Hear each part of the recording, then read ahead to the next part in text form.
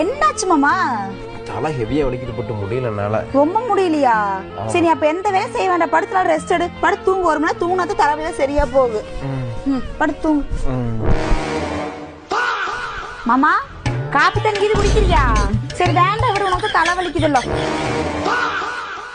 மாமா தலைவலி மாத்திரை இது போடுறியா?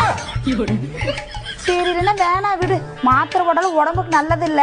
சரி நீ படுத்து தூங்கி எந்திரி, சரியா போயிரு. மாமா பசிக்குதா மாமா? கஞ்சி வச்சு தட்டுமா?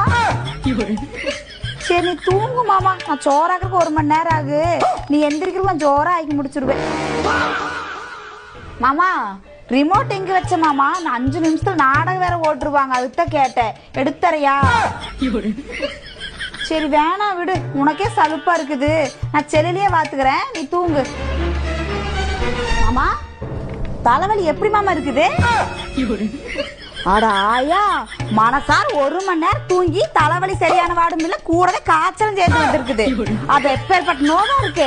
நீ முதல்ல ஆஸ்பத்திரியில ஊசி போட்டு வந்துரு, இல்லைன்னா ஒன்னும் வேலைக்கு ஆகாது மாமா. பாரு மாமா, ஊசி போட்டு வரும்போது வெறுங்கை வீசிட்டு வந்துடாத. உனக்கு சாப்பிட 2 இட்லி வாங்கிட்டு எனக்கு ஒரே ஒரு பிரியாணி வாங்கிட்டு வா மாமா. உனக்கு தலைவலி காட்டி சோறு ஆக்க முடியல வேதனையில. ஃபர்ஸ்டே ஹாஸ்பிட்டல் போயிருக்கலாம்.